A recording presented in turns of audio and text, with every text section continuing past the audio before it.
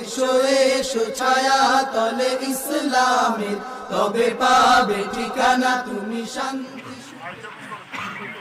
نحمده ونصلي على رسوله الكريم أما بعد فأعوذ بالله من الشيطان الرجيم بسم الله الرحمن الرحيم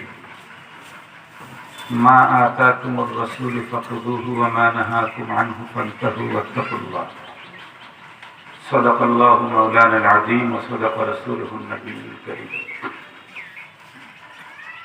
الحمد لله আল্লাহ পাকের অশেষ মেহেরবানি এবং তার অপার কৃপা যে মহান রব্বুল আলামিন আমাদেরকে গাজীপুরের কালীগঞ্জ নোয়াপাড়া পটান মিফতাহুল উলুম মাদ্রাসার কিমখানার উদ্যোগে আয়োজিত সালানা দ্বীনি ইজলাসে চৌকি খতিব কৌকি মুখাতাব হিসাবে হাজিরি যে সুযোগ দিয়েছেন, সে আল্লাহ পাকের দরবারে আমরা সকলে শুকরগুজার হচ্ছি। মুহাব্বতের সাথে পড়ি আলহামদুলিল্লাহ। ক্বাবলাল আসর, ক্বাবলাল মাগরিব, বা'দাল আসর, এখন থেকে মাগরিব পর্যন্ত অতি অল্প সময়, সর্বোচ্চ হয়তো 15 মিনিট। এই মাহফিলের কথাটা আমি জানতে পেরেছি গত রাতে, এর আগ পর্যন্ত আমার জানা ছিল না। হঠাৎ গত রাত্রে আইয়ুবী সাহেব আমাকে ফোন দিয়ে জানিয়েছেন। আমি চেষ্টা করি বড়রা কোনো কথা বললে আমার যদি শরীরের কোনো অঙ্গ ছিঁড়ে যায় তারপরেও সেটা মানার জন্য চেষ্টা করি।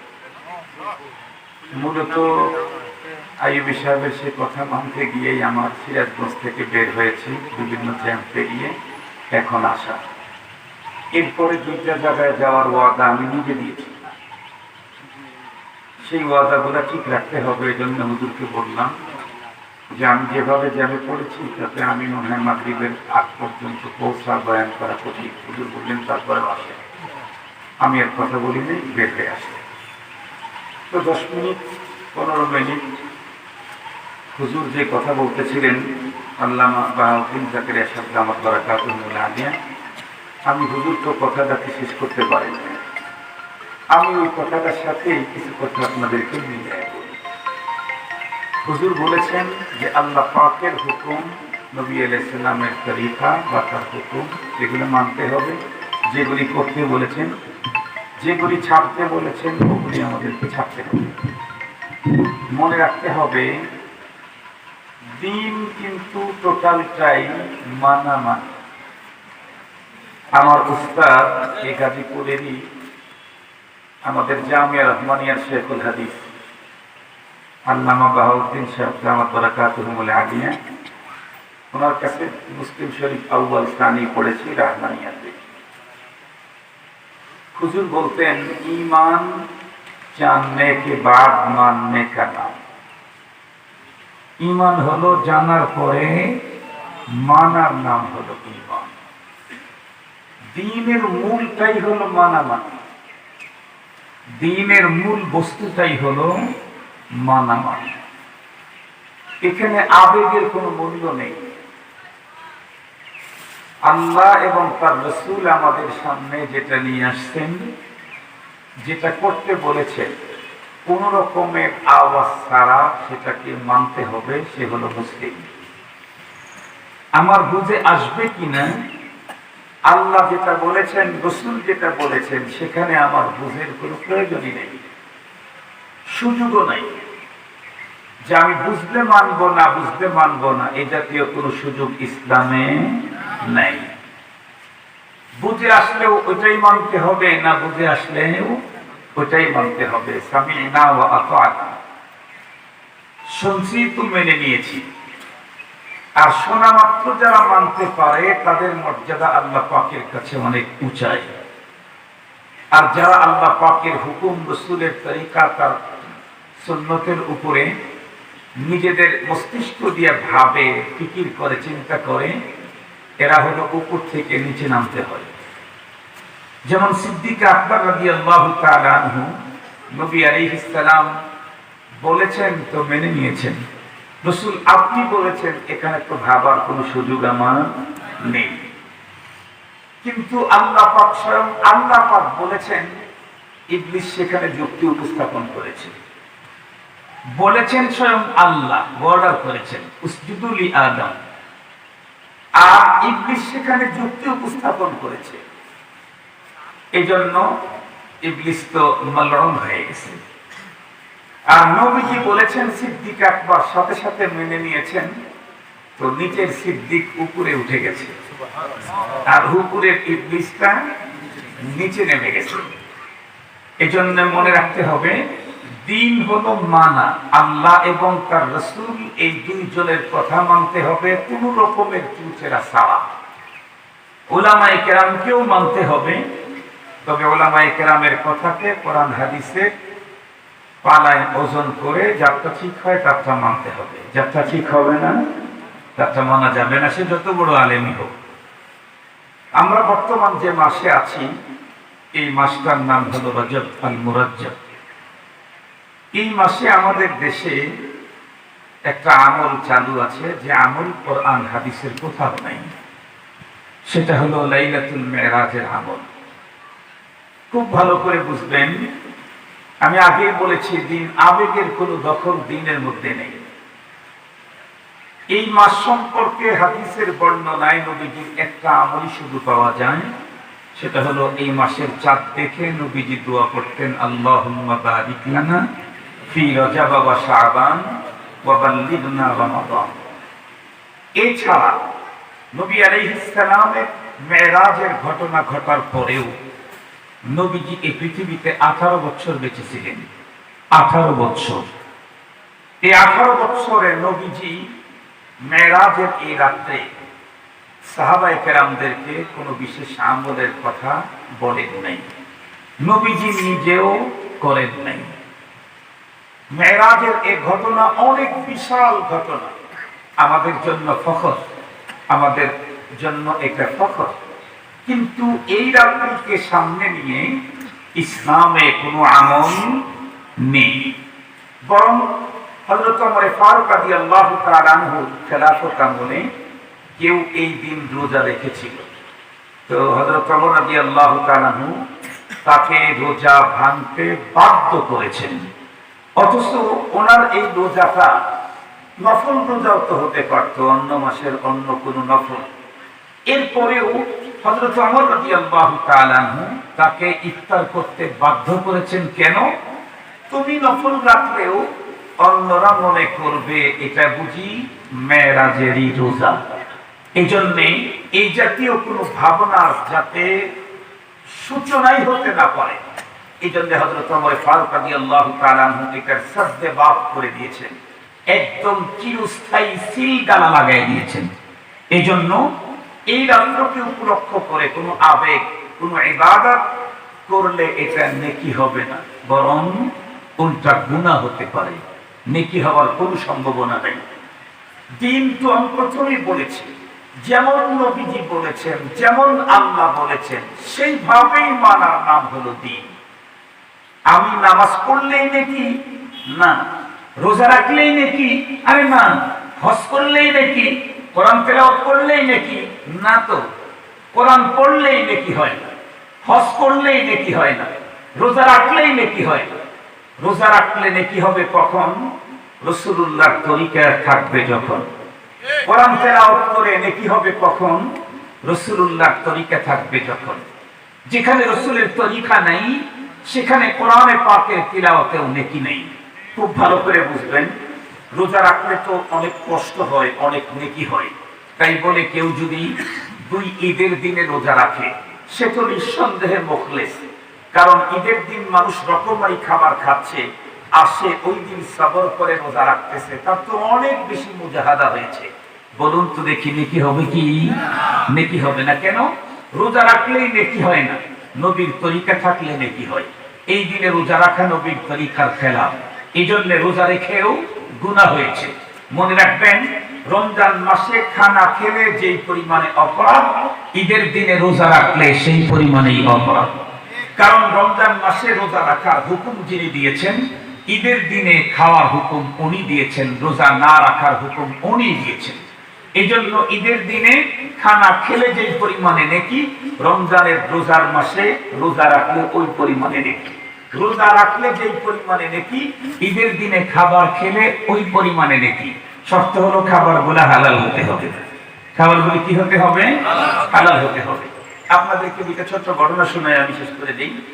নবী আলাইহিস সালাম এক সাহাবী নবীজির কাছে আসছে। নবী আলাইহিস সালাম তাকে বললেন, এই তোমাকে একটা দোয়া শিখিয়ে দেই। জি নবীজি শিখিয়ে দেন। তুমি এটা প্রতিদিন ঘুমাবার আগে পড়বা।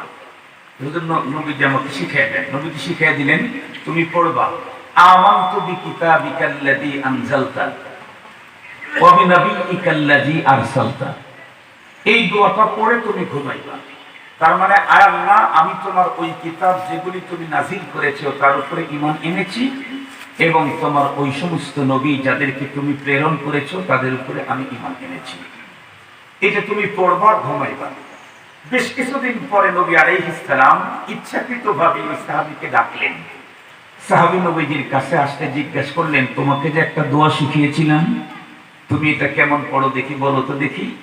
তো সাহাবী তখন বলতেছিলেন, আমানতু বিকিতাবিকাল্লাযী আনজালতা ওয়া বিরাসূলিকাল্লাযী আরসালতা। নবীর জায়গায় রাসূল শব্দ ব্যবহার করেছেন। নবী আলাইহিস সালাম বললেন, আর এই দোয়া তো আমি শিখাই নাই তোমারে, আমি তো তোমাকে এই দোয়া শিখাই নাই। তুমি তোমার পক্ষ থেকে রাসূল শব্দকে নবীর শব্দের পরিবর্তে রাসূল শব্দ লাগাইলা কেন? এই দোয়া তো আমি শিখাই নাই। আমি তো তোমাকে শিখাইছি আমানতু বিকিতাবিকাল্লাযী আনজালতা ওয়া বিনাবিয়্যিকাল্লাযী আরসালতা। তুমি রাসূল শব্দ লাগাইলা কেন? এটাতে হবে না। সুবহানাল্লাহি ওয়া বিহামদিহি। অথচ নবী আর রাসূল তো একই জিনিস। যতটুকু পার্থক্য আছে সেই পার্থক্যের দিকে লক্ষ্য করলে নবীর চাইতে রাসূলের মর্যাদা বেশি। তাহলে তো উনি তো আরো উন্নত শব্দ ব্যবহার করেছেন। বলে উন্নত শব্দ দিয়ে তো কাজ হবে না, রাসূলের অনুগত্য করতে হবে। উন্নত শব্দ লাগাইলে ফায়দা হবে না, রাসূলের অনুকরণ করতে হবে। আমি আমার জন্য উন্নত দরকার নাই, অনুকরণ দরকার। আপনাদের কি বুঝাইতে পারছি? উন্নত দরকার নাই, কি দরকার? অনুকরণ দরকার। আপনারা শুনলে অবাক হবেন, আল্লাহ পাকের রাসূল যাদের সুন্নতকে নিজের সুন্নতের মতো বলেছেন। নবীজি বলেছেন, আলাইকুম বিসুন্নতি ওয়া সুন্নাতিল খুলাফাইর রাশিদিন আল মাহদিয়িন।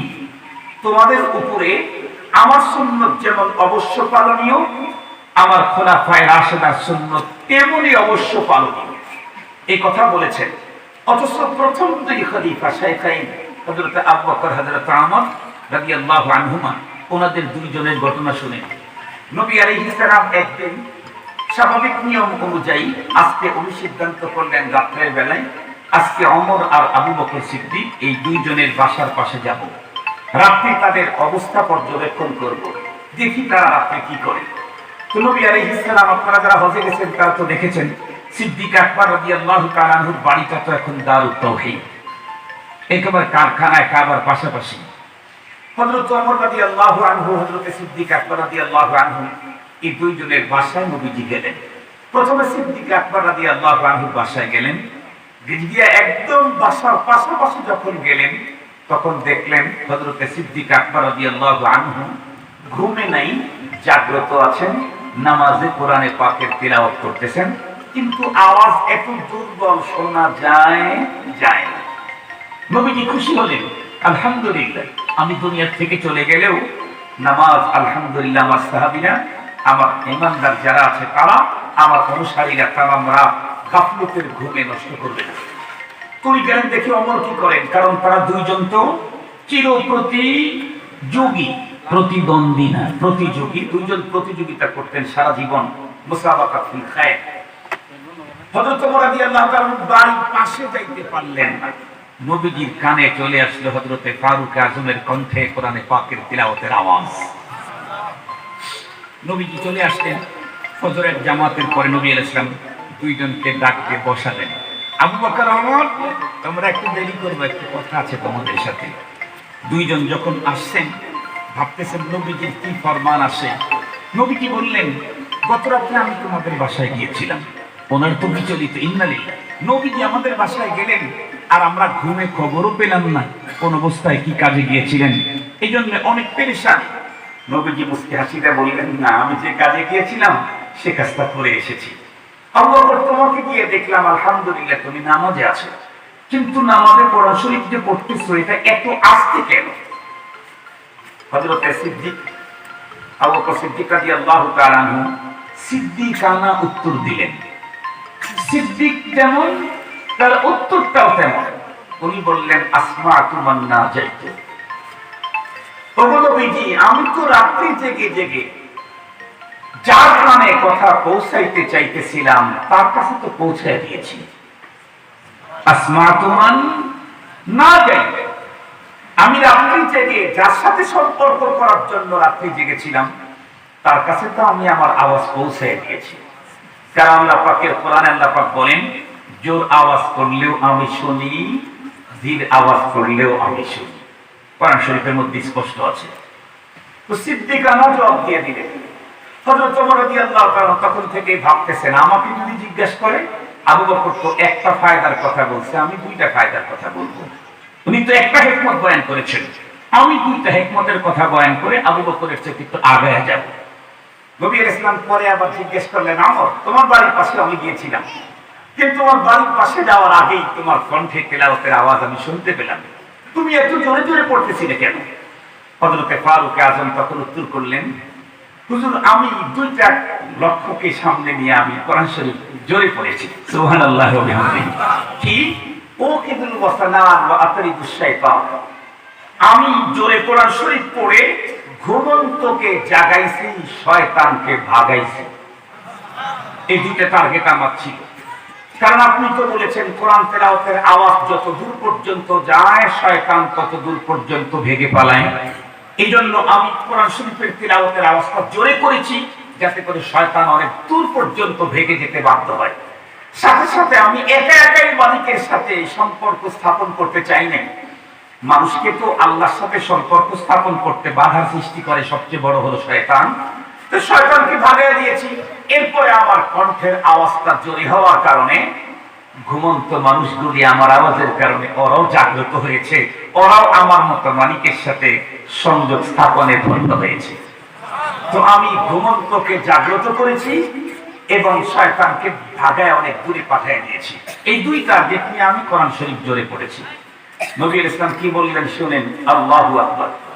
যেই দুইজনের ব্যাপারে तमाम পৃথিবীর সকল মানুষের ব্যাপারে সম্বোধন করে বলেছেন আলাইকুম বিসুন্নতি ওয়া সুন্নাতিল খুলাফাইর রাশিদিন আল মাহদিয়্যিন, যাদের সুন্নাতটা নবীর সুন্নতের মতোই অবশ্য পালনীয়, এই জাতীয় মানুষ শাইখাইন হযরত ওমর, হযরত আবু বকর সিদ্দিক রাদিয়াল্লাহু আনহুমা, ওনাদেরকেও ডেকে বললেন ইরফা মিন সাউতিকা কালিল ইয়া আবু বকর, আবু বকর তুমি এতদিন যেভাবে পড়তেছিলে তার চাইতে একটু আওয়াজটা উঁচু করো।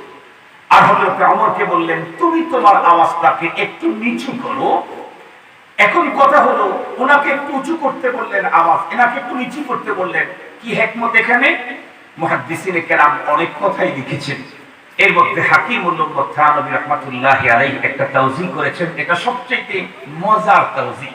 সেটা হলো হযরত আবু বকর ওমর শাইখাইন খোলাফায়ে রাশিদার প্রথম দুইজন, এরপরেও এতক্ষণ পর্যন্ত যে আমল করেছে সেটা ছিল তাদের গবেষিত, তাদের ফিকির করা।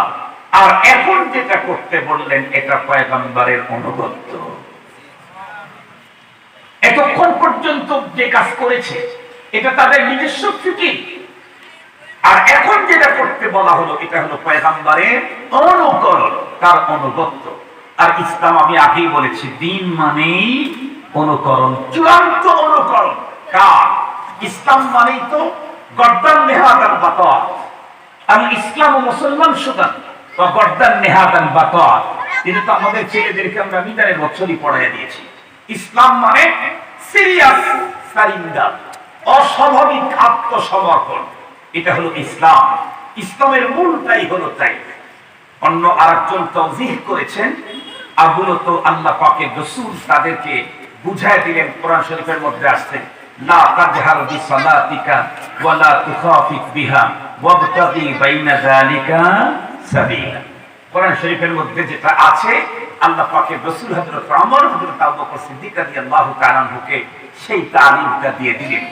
মূল কথা হলো সবচেয়ে মজার কথা, হাকিমুল উম্মত থানভী রাহমাতুল্লাহি আলাইহি যেটা বলেছে, হযরত ওমরের মতো মানুষ, ফারুক আযমের মতো মানুষ, সিদ্দিক আকবরের মতো মানুষ নামাজ পড়তে গিয়ে কোরআনে পাকের তিলাওয়াতে তাদের মতো থিসিস গবেষণা, এটার চাইতেও আল্লাহ পাকের রাসূলের অনুকরণ, এটার দাম অনেক বেশি, অনেক বেশি, অনেক বেশি।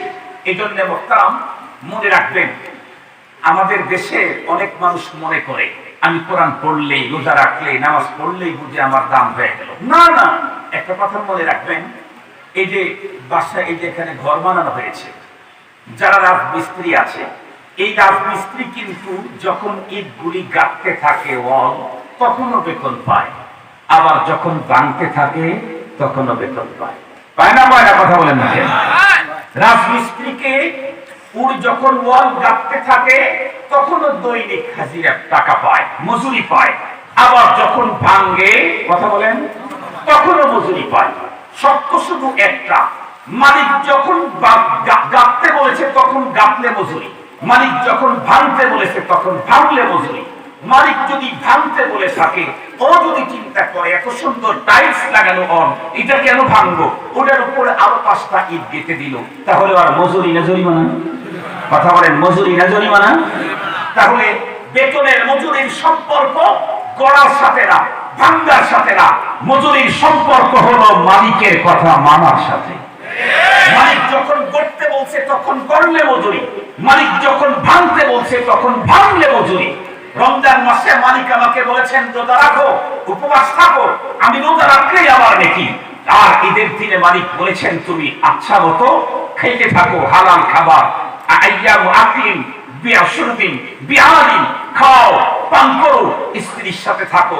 মুহতারাম হাজিরিন, এই দিনগুলিতে রোজা না রাখলেই নাকি।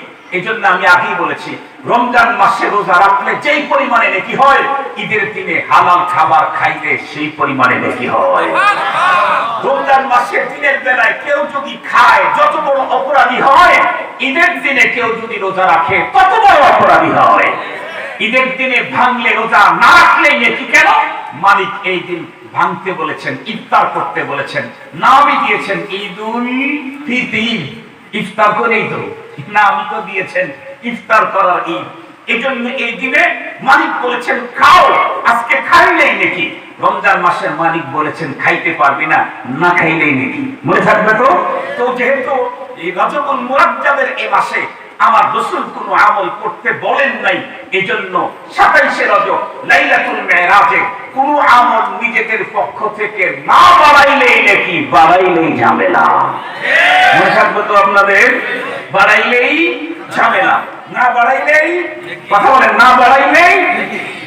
স্বাভাবিক পদ্ধতিতে স্বাভাবিক যে ইবাদতগুলি করি সে ইবাদতগুলি করলেই ফায়দা। আল্লাহ পাক আমাদের সকলকে আলোচিত কথা বুঝা আমল করার তৌফিক দান করুন। ওয়া আখিরু দাওয়ানা আলহামদুলিল্লাহি রাব্বিল আলামিন।